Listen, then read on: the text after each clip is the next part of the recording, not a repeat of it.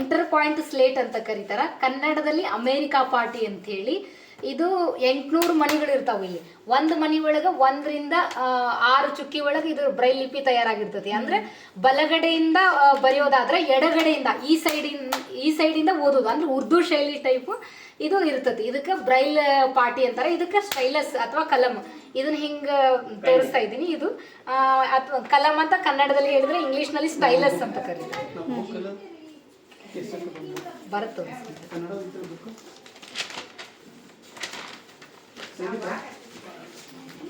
ಸಂಗೀತ ನಂದು ಬುಕ್ ಹೇಳದ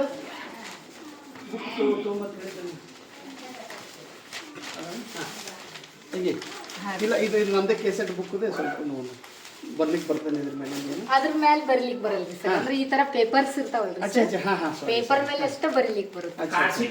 card sheet paper ಅಂತ ಸಿಗ್ತಾವ್ರಿ ಸರ್.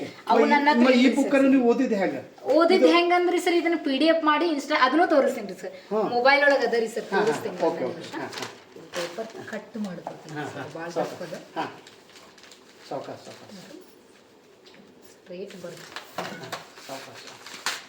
ಹಿಂಗೆ ಹಾಕ್ಬೇಕು, ಇವೆಲ್ಲ ಸೈಡಿಗೆ ಹಿಂಗೆ ಹಾಕಿ ದಪ್ಪ ಇದ್ರೆ ಮಾತ್ರ ಅಕ್ಷರ ಮೂಡ್ಲಿಕ್ಕೆ ಸಾಧ್ಯ ಅದ ರೀ. ಇಲ್ಲ ಅಂತ ಕರೆಕ್ಟ್ ಆಯ್ತು. ಈಗ ಈ ತರ ರೀ ಅದು ಸ್ಟೈಲ್. ಒಂದು ಸೆಂಟೆನ್ಸ್ ಬರೀದೇನ್ರಿ, ಅಣ್ಣ ಓದಿ ಹೇಳ್ತಾನೆ. ಓಕೆ.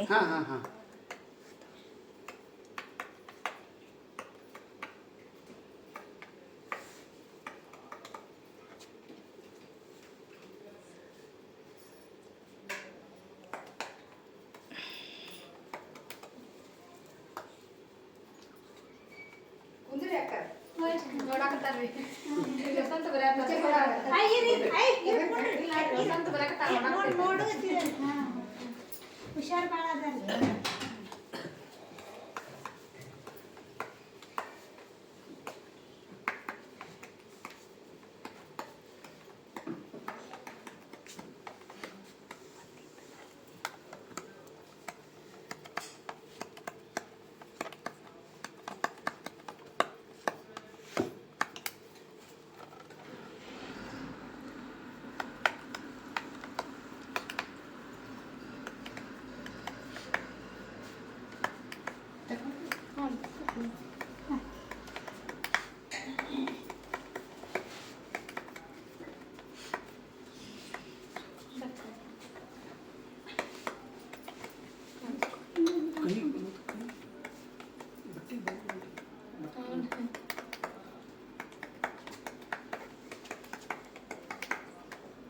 ನಾ ಒಂದ್ಸತ ಚೆಕ್ ಮಾಡ್ತೇನೆ ಮುತ್ಯ, ಮನಸ್ಸಿನಾಗ ಓದ್ಕೊಂಡು ನೀನು ಆಮೇಲೆ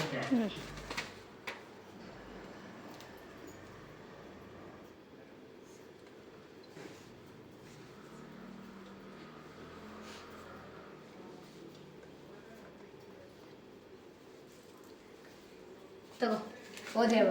ಅವರಿಗೆ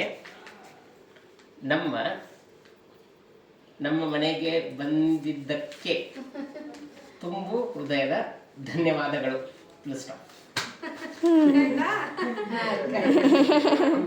ಇದು ಕನ್ನಡದವರು ಬ್ರೈಲ್ ಸರ್, ಲೂಯಿ ಬ್ರೈಲ್ ಅಂತ ಹೇಳಿ, ಫ್ರಾನ್ಸ್ ದೇಶದವರು ಸರ್.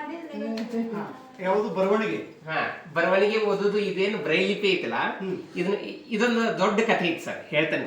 ಮರಾಠಿ ಒಳಗ ಹೆಂಗಂದ್ರೆ ಸರ್, ಅದು ಲೂಯಿ ಬ್ರೈಲ್ ಅಂತ ಹೇಳಿ, ಅವ್ರಿಗೆ ಫಸ್ಟ್ ಕಣ್ ಕಾಣ್ತಿರ್ತದ ಸರ್. 1809 ಜನವರಿ 4ರಂದು ಜನಿಸ್ತಾರೆ ಸರ್, ಫ್ರಾನ್ಸ್ ದೇಶದ ಪ್ಯಾರಿಸ್ ನಗರದ ಕುಪವರೆ ಅಂತ ಒಂದು ಗ್ರಾಮದಲ್ಲಿ. ಅವ್ರು ಹುಟ್ಟಿದಾಗ ಕಣ್ಣು ಕಾಣ್ತಿರುತ್ತೆ ಸರ್, ಕಣ್ಣು ಕಾಣ್ತಿರುತ್ತೆ. ಅವ್ರ ಅಪ್ಪಾರದ ಕೆಲಸ ವೃತ್ತಿ ಏನಿರುತ್ತಂದ್ರೆ ಕುದುರೆ ಜೀನು ಬಡಿತಿರ್ತಾರ. ಈಗಿನ ಕಾಲದಲ್ಲಿ ಒಂದ್ ಕಡೆಯಿಂದ ಇನ್ನೊಂದು ಹೋಗಕ್ಕೆ ಕಾರ್, ಬೈಕ್, ಬಸ್, ವಿಮಾನ ಅವಾಗೆಲ್ಲ ಇರ್ಲಿಲ್ಲ ಆಗಿನ ಕಾಲದಲ್ಲಿ. ಅವಾಗ ಅದು ಏನಾಗುತ್ತೆ, ಆ ಮಗು ಜನಿಸಿದಾಗ ಬಹಳ ಚೂಟ್ ಇರ್ತದೆ ಸರ್. ಆ ಮಗುಗ ಏನಂತ ಇರ್ತಾರೆ ಎಲ್ಲರೂ, ಈ ಮಗು ಮುಂದೆ ದೊಡ್ಡ ವ್ಯಕ್ತಿ ಆಕತ್ ನೋಡ್ರಿ ಅಂತ ಹೇಳ್ತಾರ್ರಿ. ಅವಾಗದ ಅವ್ರ ಅಪ್ಪ ಏನ್ ಮಾಡ್ತಿರ್ತಾರ, ಚರ್ಮಕ್ಕೆ ಮಳಿ ಜೋಡಿಸಿ ಬಡಿತಿರ್ತಾರ ಸರ್. ಬಡಿತಿರ್ಬೇಕಾದ್ರೆ ಅದನ್ನ ಒಮ್ಮೆ ನೋಡಿರ್ತದ ಸರ್ ಅದ್ ಮಗು. ನಾನು ಯಾಕೆ ನಾವು ಅಪ್ಪಾರಂಗ್ ಬಡಿಬಾರ್ದು ಅಂತ ಹೇಳಿ 4 ವರ್ಷದ ಮಗು ಸರ್. ಅವಾಗ ಕಣ್ಣು ಕಾಣ್ತಿರ್ತದ ಸರ್ ಅದಕ್ಕೆ. ಅವಾಗ ಅವ್ರಪ್ಪ ಇಲ್ದಲೇ ಇರ್ತಕ್ಕಂಥ ಸಮಯವನ್ನ ನೋಡ್ಕೊಂಡು ಆ ಮಗು ಏನ್ ಮಾಡ್ತತಿ, ಆ ಚರ್ಮಕ್ಕೆ ತಗೊಂಡು ಒಂದು ಮಳಿ ತಗೊಂಡು ಹಿಂಗ ಬಗ್ಗಿಸಿ ಅದು ಬಡಿಯಾಕ ಹೋಗ್ತದೆ ಸರ್. ಅದು ಜಾರಿ ಕಣ್ಣಿಗೆ ಚುಚ್ಕೊಂಡ್ಬಿಡ್ತದೆ ಸರ್. ಅದು ಅಲಗ್ ಚೂಪಾಗಿರ್ತತ್ರಿ ಅದು. ಅವಾಗ ಅವ ಈಗಿನ ಕಾಲಗತೆ ಅವಾಗೆಲ್ಲ ಆಂಟಿಬಯೋಟಿಕ್ ಇರ್ಲಿಲ್ಲ ಸರ್ ಅವಾಗಿನ ಕಾಲದಲ್ಲಿ, ಅಂದ್ರೆ 1815ರಲ್ಲಿ.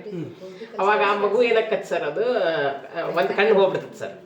ಆಮ್ಯಾಗ 5 ವರ್ಷ ಆದ ನಂತರ ಏನಾಕತಿ, ಈ ಕಣ್ಣನ್ ಸುರ್ಕ್ ಈ ಕಣ್ಣಿಗೂ ತಗಲಿ ಸಂಪೂರ್ಣ ಅಂದ ಆಗ್ಬಿಡ್ತದೆ. ಅವಾಗ ಈಗಿನ ಕಾಲಗತೆ ಬ್ರೈಲಿಪಿ ಇರುದಿಲ್ಲ ಸರ್. ಅವಾಗ ಹೆಂಗಿರ್ತದೆ ಅಂದ್ರೆ ಒಂದು ಕಟ್ಟಿಗೆ, ಬಿದಿರಿನ ಕಟ್ಟಿಗೆಯಲ್ಲಿ ಅಕ್ಷರಗಳ ಕೊರದು ABCD ಕಲಿಸ್ತಿರ್ತಾರೆ ಸರ್. ಆಮೇಲೆ ಹಗ್ಗದಲ್ಲಿ 1 ಗಂಟೆ ಹಾಕಿದ್ರೆ A, 2 ಗಂಟೆ ಹಾಕಿದ್ರೆ B, ಈ ತರ ಇರ್ತದೆ ಸರ್. ಅದು ಸಮರ್ಪಕವಾಗಿರುವುದಿಲ್ಲ ಸರ್. ಅದು ಅವಾಗ ಏನಕತಿ, ಸಂಪೂರ್ಣ ಕಣ್ಣು ಹೋದ ನಂತರ ಅವಾಗಿನ ಕಾಲದಾಗ ಕಣ್ಣಿಲ್ಲವ್ರ ಪರಿಸ್ಥಿತಿ ಹೆಂಗಿರ್ತದೆ ಅಂದ್ರೆ ಸರ್, ಒಂದು ಸಂಗೀತ ಕಲಿಬೇಕು, ಇಲ್ಲೊಂದು ಭಿಕ್ಷೆ ಬಿಡ್ಬೇಕು, ಆ ಥರ ಇರ್ತೈತಿ. ಅವಾಗ ಆ ತಂದೆ ಸೈಮನ್ ರೇನೆ ಬ್ರೈಲ್, ತಾಯಿ ಮೋನಿಕಾ ಬೇರನ್. ಇಲ್ಲ, ನನ್ನ ಮಗು ಹಂಗಾಗಕ್ಕೆ ನಾವು ಬಿಡುದಿಲ್ಲ, ಇದಕ್ಕೊಂದು ನಾವು ಯಾವ ರೀತಿ ಆದ್ರೂ ಒಂದು ಶಿಕ್ಷಣ ನಾವು ಕೊಡ್ಲೇಬೇಕಂತ ಹೇಳಿ ಮಗುವಿನ ಏನ್ ಮಾಡ್ತಾರೆ ಸರ್, ಎಲ್ಲಾ ರೀತಿಯಿಂದನೂ ಕಲಿಸ್ತಾರೆ ಸರ್. ಕಣ್ಣಿಲ್ಲ ಅಂದ್ರು ಎಲ್ಲೆಲ್ಲಿ ಏನೇನು ಇಡ್ತಾರ, ಆಮೇಲೆ ಹೆಂಗೆ ಅಡ್ಡಾಡ್ಬೇಕು, ಆಮೇಲೆ ಅವರ ಅಪ್ಪಾರ ಒಂದು ಕೋಲ್ ತಯಾರು ಮಾಡಿ ಕೊಡ್ತಾರೆ ಸರ್. ಅದನ್ನೆಲ್ಲ ಕಲಿಸಿದ ಮೇಲೆ ಆ ಮಗು ಏನಾಗುತ್ತೆ, the royal institute for the blind youth ಅಂತ ಹೇಳಿ ಒಂದು ಶಾಲೆ ಪ್ರಾರಂಭ ಮಾಡಿರ್ತಾರೆ ಸರ್ ಫ್ರಾನ್ಸ್ದಲ್ಲಿ. ಅಂದ್ರೆ ಡೈಡ್ರಾಟ್ ಮತ್ತು ವ್ಯಾಲೆಂಟೈನ್ ಹಾಯ್, ಅಂದ್ರೆ ಲೂಯಿ ಬ್ರೈಲ್ ಏನು ಇರ್ತಾರಲ್ಲ ಸರ್, ಅವ್ರ ಹುಟ್ಟುಕಿನ ಮೊದಲನೇ ಪ್ರಾರಂಭ ಆಗಿರ್ತದೆ 1790ರಲ್ಲಿ. ಡೈಡ್ರಾಟ್ ಮತ್ತು ವ್ಯಾಲೆಂಟೈನ್ ಹಾಯ್ ಅಂದ್ರೆ ಆಗಿನ ಕಾಲದಲ್ಲಿ ಕಣ್ಣಿಲ್ಲ ಅವ್ರನ್ನೇ ಕೀಳಾಗಿ ನಡೆಸ್ಕೊಂತಿರ್ತಾರಲ್ಲ ಸರ್. ಅದನ್ನ ನೋಡಿ ಅವ್ರಿಗೆ ಏನು ಅನಿಸುತ್ತೆ, ಡೈಡ್ರಾಟ್ ಮತ್ತು ವ್ಯಾಲೆಂಟೈನ್ ಹಾಯ್ ಅನ್ನೋರಿಗೆ